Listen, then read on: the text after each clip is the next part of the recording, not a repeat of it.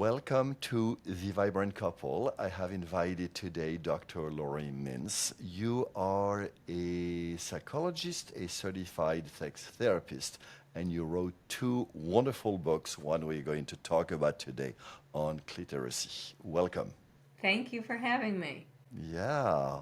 So, what is a sexually satisfied woman? Well, that is, a wonderful question.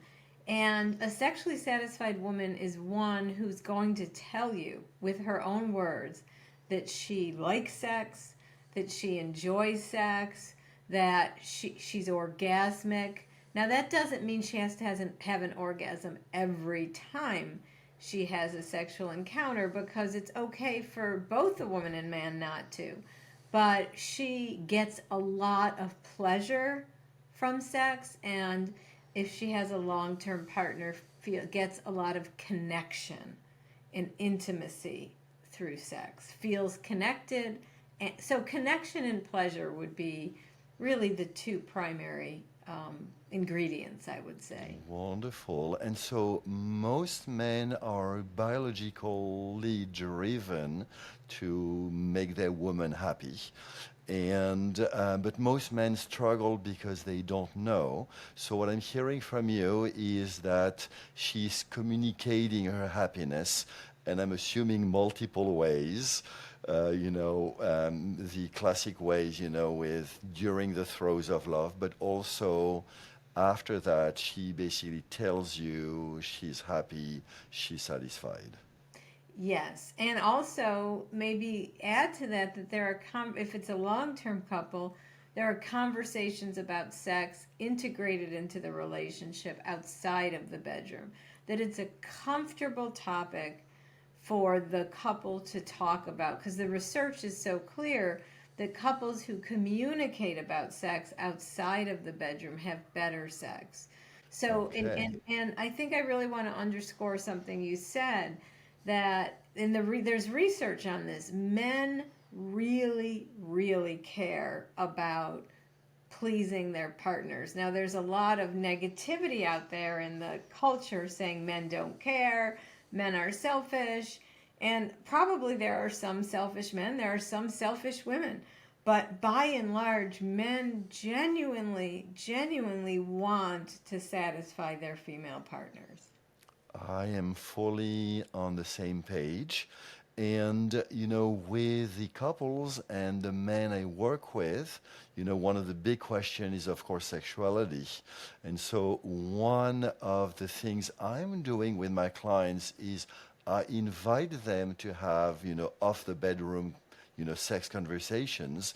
What I'm hearing from you is that a sign of a sexually satisfied woman is that she volunteers sex conversations outside of the bedroom. Yeah, now somebody might be satisfied and very shy, so maybe she doesn't always. Like Okay. there's no one descriptor that's going to fit every woman. But in general, a woman who's sexually satisfied, will have pleasure, have connection, have orgasms, and will talk to her partner about sex. That's wonderful. I just started reading the intro to Emily Nagoski's new book on basically good sex as a couple. And she says that the three keys are they have basically a deep friendship, they both value sex, and they both strategize on having better sex. So sounds like what you're describing is that piece of sex is important, and how do basically we make it center and improve it. Absolutely. And I could not agree more with what Emily says. Those are three incredible ingredients. And often it's one person who wants better sex and the other doesn't want to talk about it Hmm. but yeah, together saying this is important to us and how do we keep it alive? How do we keep it interesting? How do we keep it satisfying for both of us? So, man, if you are listening, please read Laurie's book. It is very instructive, very descriptive, and it really gives you nuts and bolts and lots of stories, lots of different ways of learning to know your woman's, most intimate pleasure organ, her clitoris. And I'm assuming that there are also women listening, and please learn to be vocal with your man. Hey, I like this, and hey, I don't like that. Absolutely. And just for the men out there, if you don't want to read the whole book, there is a chapter at the end it's called You Don't Have to Have a Clitoris to Be Cliterate. And it summarizes the entire book, speaking just to you, the male partner, on everything that's in the book that was written for women. May I be blunt with you? Yes. I was a little bit disappointed by that chapter.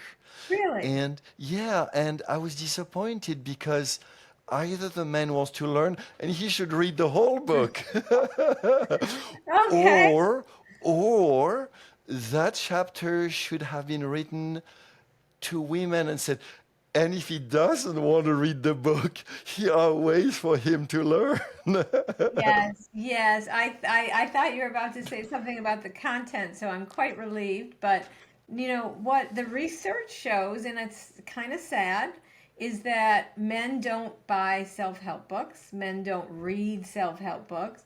And so this was my way of getting the information to the male partner in a very quick way. But yes, I would love men to read the whole book, even though it is written to the woman reader. Yeah, and so in my own experience and with all the men and women I've talked to over the years, one constant thing to good masculine lover, good men who are good lovers, is at some point there was a woman who taught them. This is what works. This is how I like it. When I'm doing this, it means more. When I'm doing that, it means less. And when I'm saying this, it does not mean that, because men have a tendency to translate. So there was a woman who taught them, and hopefully every woman would teach them, because in my view, a good lover is a man who basically asks all those questions and wants to discover every new partner with their own ways of enjoying sex, taking pleasure in, and with their own resistances and possibly trauma. Yes, absolutely, absolutely. And I think that's a wonderful observation. I found that in my clinical work as well. Like most of like men learn about this from women partners who they trust, who trust them, because women have sort of been socialized to not say it until they trust a man. And if men don't get that information, often they get information from media and porn, which portrays false images of women's pleasure and is really harmful to men and women because you're getting your information from a false source. So having a woman tell you, or reading a book like mine that's going to give you the truth about women's pleasure, but it's still important to ask every individual woman, because every individual woman is a bit different.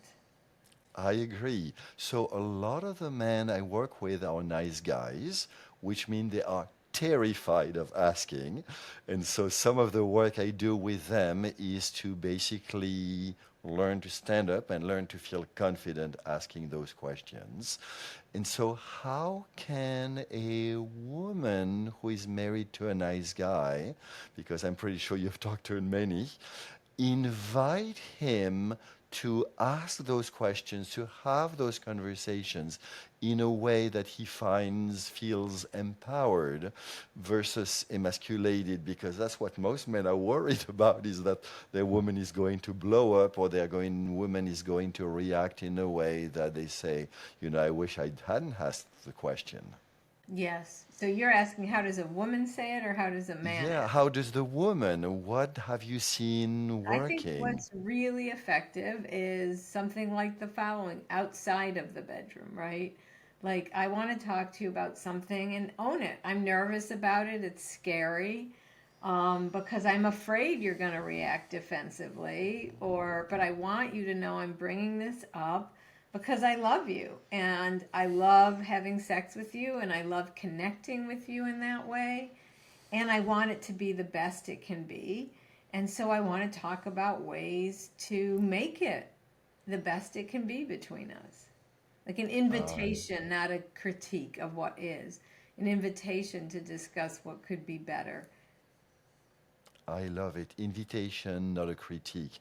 Because one of the fallacies I've seen is that women have been trained to basically not hurt males' fragile egos. And there is definitely some truth to it, but that's not the whole story. No. I mean, if you say it in a way like, you never satisfy me, like, this has to stop, anybody would be defensive. But if you say, I've often said to women, I know there's women out there I talk to who have faked orgasm for years because they don't want to hurt their partner's feelings. And then, of course, it goes on. And then if they would tell their partner, it would feel like a betrayal. So, I advise those women to say something like, again, I'm nervous to talk to you about this, but I want to because I like our sex life, but I want it to be better. I listened to this podcast, or I read this book, or I read this article, and it talked about how women who get clitoral stimulation, women who bring their vibrators into the bedroom with their male partners have more powerful orgasms. And I want to try that because I'd love to have a powerful orgasm with you. So, you can't, that's going to go over better than, and so to really, there's a new saying that I'm 65, so I'm a little older, but I love to keep up with what the young people say, and it's the difference between calling someone in versus calling someone out. And when you call someone out, you say, this is what you're not doing right. When you call someone in, you're inviting them to get closer to you and to understand you and your needs more. And so, Wonderful. yeah, so don't call out your partner, call them in. We talked about what a sexually satisfied woman is. We talked about becoming more cliterate, and men and women, please read the book. Do you have any wisdom you want to share with us? Yeah, I think the main takeaway for the book, and it's not portrayed in the media, is that the outside of women's genitals, I'm going to pick up my vulva puppet, is called the vulva. And it has the inner lips, the clitoral hood, the clitoral glands, and of course it has the vaginal canal, right? And what you see in the movies is that a penis going in and out of the vagina is how women are going to have an orgasm. But the clitoris is analogous to the penis. So the hood is analogous to the foreskin of the penis, the glands to the head, and the inner lips to the shaft of the penis. So what I want men to know is that 96% of women, 96% of women say that external stimulation, either alone or coupled with penetration, is their most reliable route to orgasm. And most biologically, women do not orgasm from a penis going inside and out of a vagina. And so, for men out there, don't take that personally. Don't think your masculinity depends on having a woman orgasm that way. Instead, ask her, how do you like your vulva stimulated? And take turns. Give her an orgasm through this, and then get yours through this, or whatever. But please do not equate your masculinity with your ability to give a woman an orgasm. And if you have been doing that, it's no shame. That's what culture has taught you. But to really satisfy a woman, you have to unlearn what culture has taught you. So basically, inviting men to learn about their woman and how most of it is in their vulvas and very little in the vagina, basically. Yes, exactly. Yes. And Cool. and being willing to explore that with your partner. Okay. And so, what makes it that in porn it's shown that women have orgasms almost immediately and repeated orgasms just from penetration? Why is that? Well, because until recently, it's there's the most of the porn was produced for men. And so it's not a realistic portrayal. It's a quick portrayal. It portrays women and men having an orgasm in the same way. And so it was a simpler way to do it, and it was done for men. There's now feminist porn or erotica that does portray things differently. Would it be beneficial for men? So I know women read erotica, and but it would be beneficial for men to either read erotica or watch, the feminist porn you are talking about that is not basically just getting into penetration as quickly as possible and orgasms from Well, it penetration. depends on what they're watching, but certainly it would be a new role model instead of the old typical. I think what is important wherever they get their education, if it's from their partner or erotica or my book or other books, it's there's also a great website called omgyes.com. Yeah. That would be where I would send men for their education. That in my book, honestly, because I think they really do speak the truth about women's pleasure. Wonderful. So, as a summary, is get lots of good education and learn to discern the bad one. Absolutely, and the bad one is typically porn. Yes. Wonderful. Yeah. And so I'm in the same age bracket as you are, and I have not explored TikTok. I'm understanding that TikTok may actually be even worse than porn, that it's a lot of, underage girl that basically continue and even foster more of that narrative and talk about body count and a bunch of things that are basically not conducive to happy long-term Yeah, there are relationships. some good creators on TikTok, but there's a lot of falsities that are perpetuating bad sex. Absolutely. Okay. So, how important is it to talk about bad sex? Because even in the most loving couples with the best intentions, once in a while, sex is not there. Right. But I think that if you have an ongoing conversation about sex and if you have good sex consistently, then you can kind of roll with it, talk about it, what happened, figure it out. Because I mean every there's a famous sex therapist, Barry McCarthy, who basically says, the good enough sex model. Like not all sex is going to be amazing for everyone every time, but it should be good enough overall.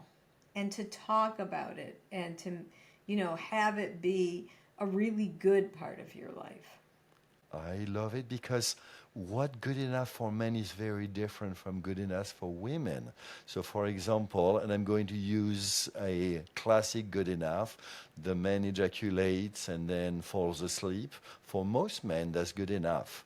But for many women, and I'm going to use a hookup scenario, let's pretend she has many orgasms during the hookup scenario, but the man never calls her back, and that can become, even though she had pleasure and orgasm during the scenario, that can become a bad memory.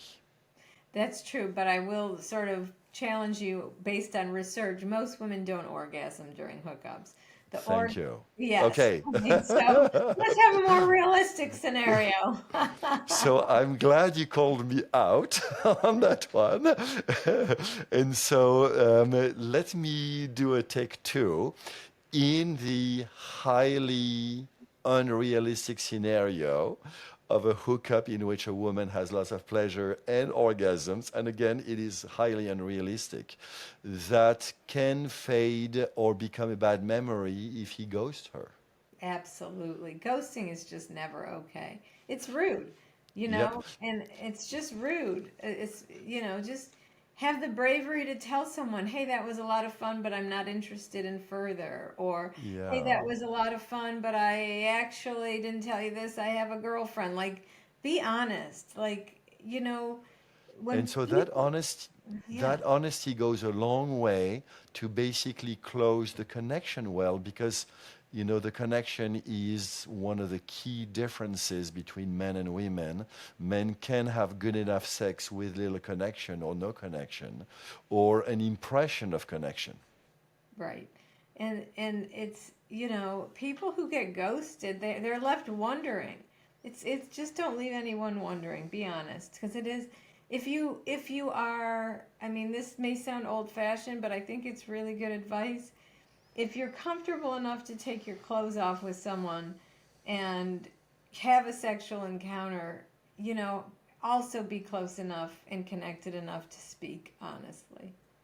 One of the things I've been teaching in my videos is that many women love sex more than men. How true do you find that? And please don't call me how too harshly on that one. It depends what you mean by sex. Do you mean the sexual encounter broadly, or do you mean the act of intercourse? Because if you mean the sexual encounter broadly, then yes, women like sex as much as men. Most women don't love penetration as much as men do. But that doesn't mean they don't love the entire sexual encounter. And we have to not consider intercourse sex and the rest just what is before or after. So, yes, women love sex just as much as men do. We just have to define it more broadly. From the women I talk to, the good lovers are the ones who basically know how to create sex as a whole day experience. They start telling them, their woman, hey, I can't wait to undress you tonight, via text, and then they keep talking to her all day long. And then when it's time they get to bed, then they don't just go for her juicy bits. They basically know how to set the mood and create the ambiance and learn to turn her on. And at some point, most couples, but not necessarily, do have a penetrative experience, which, if I understand well, women also love, but only when there is that turn on and the love and the sense of deep consideration Yes, and that yeah. that good lovers know how to create. Yes, and still, all that is true. And I would add, and don't expect her to orgasm from penetration just because you do. That'd be Okay. like expecting you to orgasm from her stroking your balls. I mean, that's just not where the clitoris and the vulva are analogous to the penis, not the vagina. Doesn't mean she Thank you. doesn't like penetration, but it's unlikely to be what causes orgasm. It Mhm. might be coupled with clitoral stimulation, but not alone without clitoral stimulation. Well, I was delighted by this conversation, and please keep up the good work. Thank you for having me on. Thank you. Again, this is Dr. Mintz's wonderful book. I highly recommend you read it and study it, as long as a number of resources she mentions in the book. And of course, nothing replaces real life sex and intimacy with a long term partner. So that's what I'm inviting you to explore and learn to let go of shame and embarrassment and learn to create that relationship with your partner. Here are two videos that involve Dr. Mintz that help dispel myths about sexuality for men. And here are two videos I made to help men better understand what women want in the bedroom.